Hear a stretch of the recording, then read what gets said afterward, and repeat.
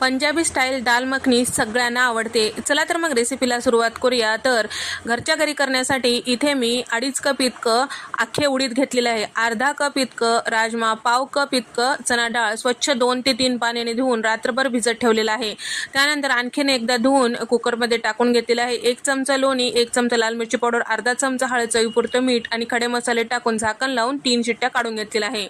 आता फोडणी देण्यासाठी कढईमध्ये बटर आणि त्यासोबत तेल टाकून घेतलेले आहे, जिरे टाकून घेतलेले आहे, आलं लसणाची पेस्ट, लाल मिरची टाकून घेतलेली आहे। त्याचबरोबर इथे आपल्याला कांदे बारीक चिरलेले 4 मध्यम आकाराचे आणि त्यासोबत 3 मध्यम आकाराचे टोमॅटोची प्युरी सुद्धा टाकून घ्यायचे। सगळं छान व्यवस्थित परतून घ्यायचे। पावडर मसाले टाकायचे, चवीपुरतं मीठ टाकायचे, कसुरी मेथी, कोथिंबीर टाकायचं आहे। शिजून घेतलेलं जे उडीद होते ते सुद्धा टाकून घ्यायचं आहे, छान असं मिक्स करून घ्यायचं आहे। त्याचबरोबर एक अर्धा कप इतकं इथे मी दुधावरची साय छान असं फेटून घेतलेलं ते सुद्धा टाकून